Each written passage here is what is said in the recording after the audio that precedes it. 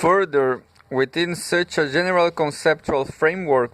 it is possible to discuss the biological, psychological, sociological, and cultural determinant of man's mental life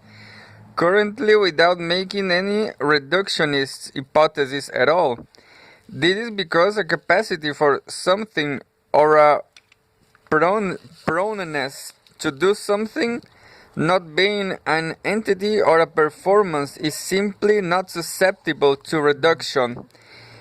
In the case of Riley's clown, I could say no doubt incorrectly that his tumbling was reducible to a chain of conditioned reflexes, but I could not say that his skill was so reducible, because by his skill is only meant to say that he can tumble. For the clown can tumble, it is possible, if simplistic, to write this organism can produce the described reflex series, but it is possible to get the can out of the sentence only by replacing it with is able to, has the capacity to, etc., which is not a reduction but merely an immaterial shift from a verbal to an adjectival or nominal form. All one can do in the analysis of skills is to show the way in which they are or are not dependent upon various factors such as nervous system's complexity, repressed desires to exhibit, the existence of social institutions such as circuses, or the presence of a cultural tradition of mimicking clumsiness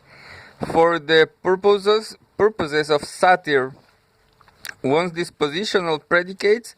are admitted into scientific descriptions, they are not eliminated by shifts in the level of description employed. And with the recognition of this fact, a whole range of pseudo-problems, false issues, and unrealistic fears can simply be set aside. In perhaps no area of inquiry is such an avoidance of manufactured paradoxes more useful than that of the study of mental evolution, burned in the past by almost all the classic anthropological fallacies, ethnocentrism, and overcornered with human uniqueness. Imaginatively reconstructed history, a superorganic concept of future, a priori stages of evolutionary change. The whole search for the origins of human mentality has tended to fall into disrepute, or at any rate to be neglected. But legitimate questions, and how man can to have his mind is a legitimate question, are not invalidated but misconceived answers. So far as anthropology is concerned, at least one of the most important advantages of a dispositional answer to question what is mind is what it permits us to reopen a classic issue without reviving classic controversies. 2.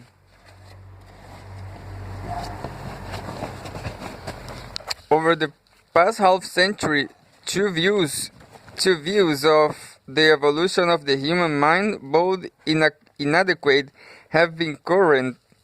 The first is the thesis that the sort of human thought processes Freud called primary, substitution, reversal, condensation, and so on, are phylogenetically prior to those he called secondary, directed, logically ordered, reasoning, and so on. Within the confines of anthropology, this thesis has been based on the assumption that it is possible simply to identify patterns of culture and modes of thought, On such an assumption, groups of people lacking the cultural resources of modern science, which have been, at least in certain contexts, so effectively employed in directive reasoning in the West, are considered ipso facto to lack the very capacity for intellection these resources serve. As saw the confinement of the apparatus to combinations of one, two, and dog were a result rather than a cause of their lack of mathematical fallacy. If one then adds to this argument the invalid empirical generalization that tribal peoples employ whatever mere cultural resources they do have for intellection less frequently, less persistently, and less circumspectly that do Western peoples, the proportion that primary process thinking processes, secondary processes thinking phylogenetically needs only the final mistake of viewing tribal peoples as primitive forms of humanity, living fossils, to complete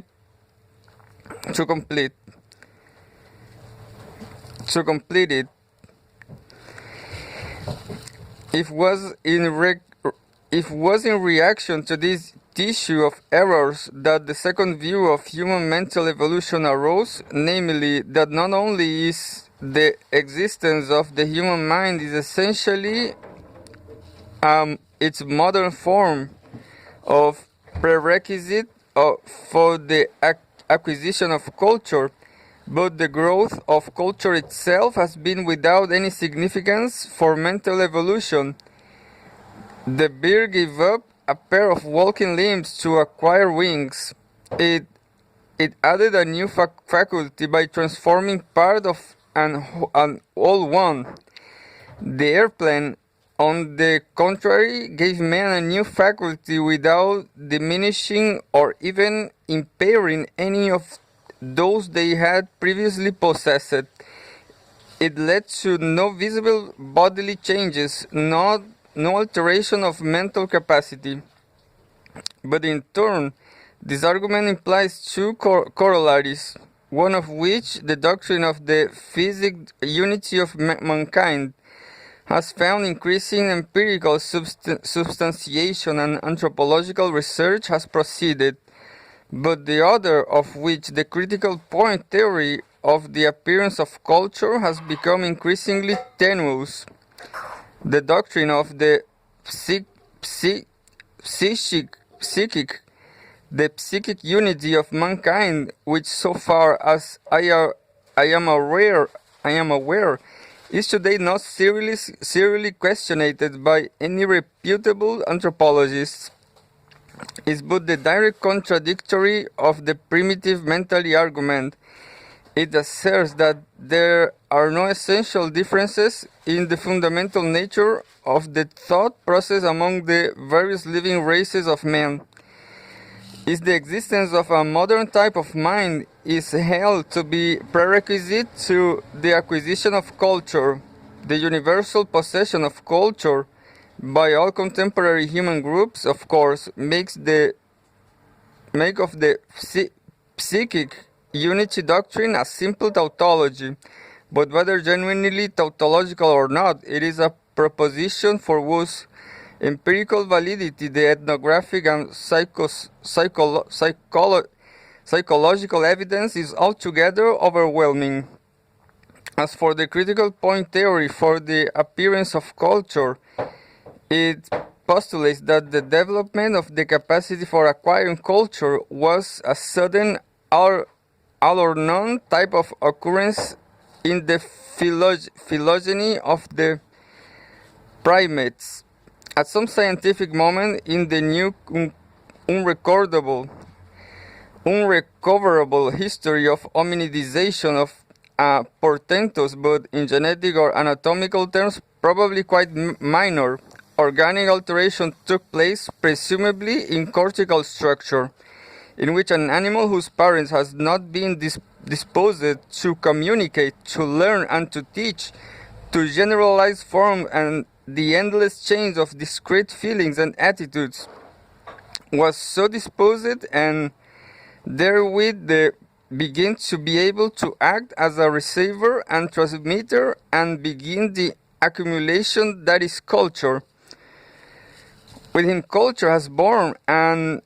once born set on its own course so as to grow wholly independently of the further organic evolution of man. The whole process of the creation of modern man's capacity to producing and using culture,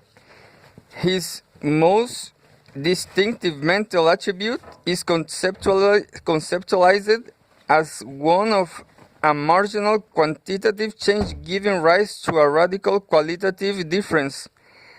as when water reduced degree by degree, without any loss of fluidity, suddenly freezes at 0 degrees Celsius, or when a taxiing plane gains sufficient speed to launch itself into flight. But we are talking of neither water nor planes, and the question is, can the sharp line between an enculturated man and non-enculturated non-man that this view implies in fact be drawn, or if we must have analogies, will not a more historical one, such as the unbroken gradual rise of modern out of medieval England, be more apt? Within the physical branch of anthropology, the doubt that one can talk about the appearance of man as if he had suddenly been promoted from colonel to brigadier general and had a date of rank has grown with increasing rapidity as the Australopithecine fossils originally of South Africa but not quite widely found have come to be placed more and more in the hominid line. These fossils, which date from the Upper Pliocene and Lower Pleistocene periods of 3 or 4 years or 4 million years ago, show a striking mosaic of primitive and advanced morphological characteristics, in which the most outstanding features are a pelvis and leg formation strikingly similar to that of modern man, and a cranial capacity hardly larger than that of living apes, although the initial tendency was to regard this conjunction of a man-like bipedal locomotive system and an ape-like brain as indicating that the Australopithecines represented an aberrant and ill-fated line of development separate from both hominids and progenies. The contemporary consensus follows Howell's conclusion that the first hominids were small-brained, newly bipedal, proto-australopid hominoids, and that what we have always meant by man represents later forms of this group by secondary adaptations in the direction of large brains and modified skeletons of the same form. Now these more or less erect, small-brained hominids, their hands are freed from locomotion, manufactured tools, and probably hunted small animals, but that they could have had a developed culture comparable of that of, say, the Australian Aborigine or processes language in the modern sense of the terms with 500 cubic centimeters of brain is unlikely. In the Australopithecines, we seem to have, therefore, an odd sort of man who evidently was capable capable of acquiring some elements of culture. Simple tool making, sporadic hunting, and perhaps some systems of communication more advanced than that of contemporary apes and less advanced than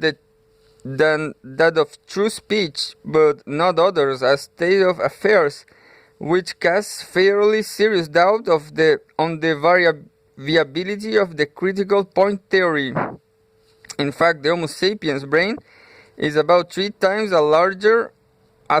as that of the Australopithecines. The greater part of human cortical expansion has followed, not preceded, the beginning of culture,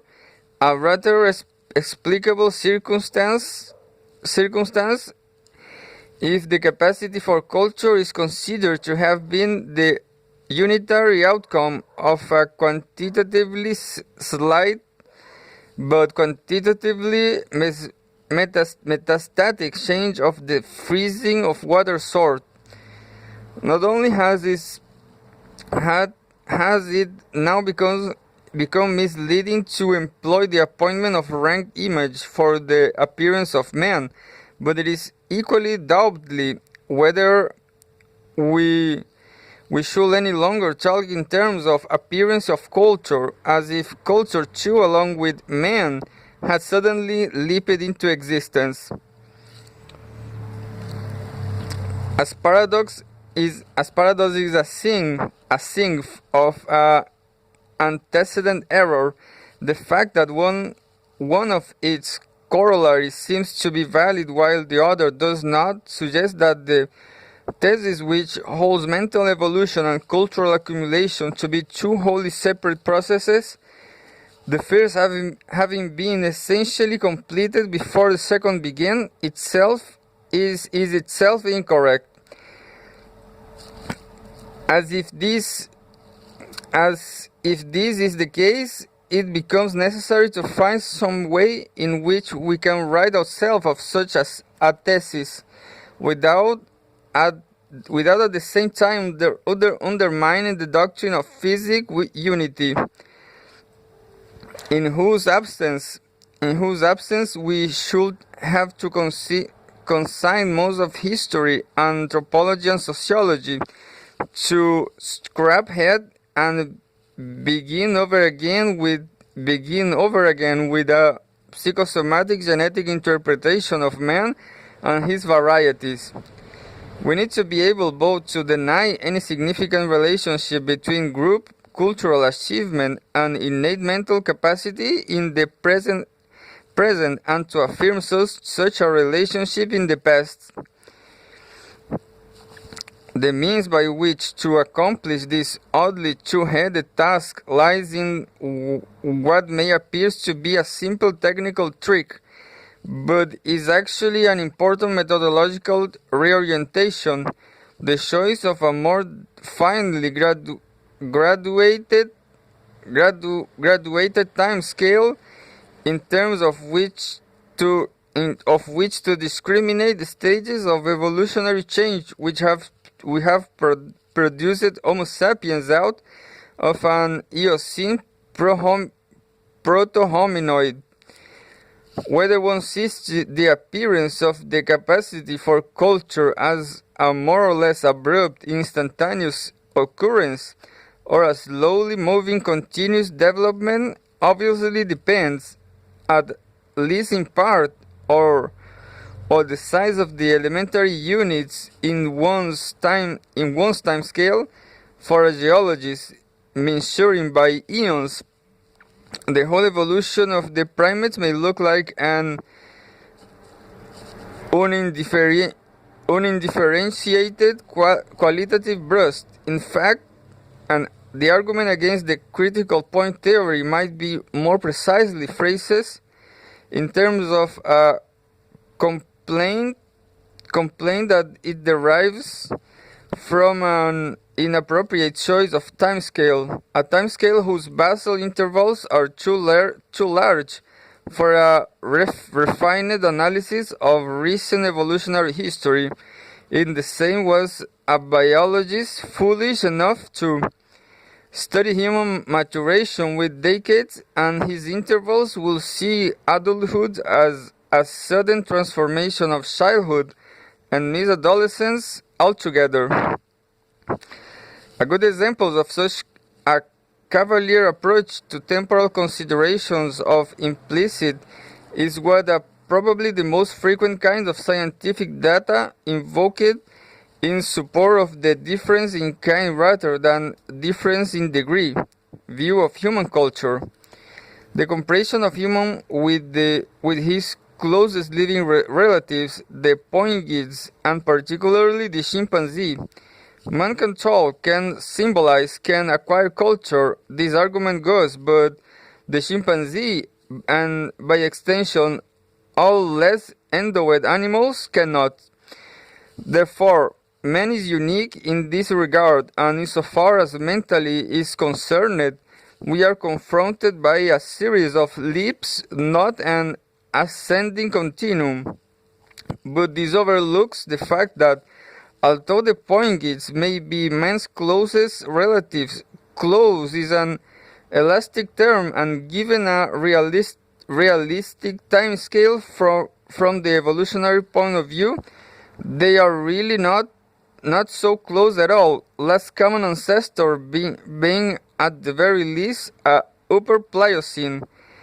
and at the very most an upper Oligocene. Ape and phyletic differentiation having proceeded with ever-increasing rapidity since that time. The fact that chimpanzees do not talk is both interesting and important, but to draw from that fact the conclusion that speech is an all or nothing at all phenomenon is to collapse anywhere, from 1 to 40 million years into a single instant of time, and lose the whole pre-sapiens hominid line as surely as our biologists not lost adolescence. Interspecific comparison of living animals is, if handled with care,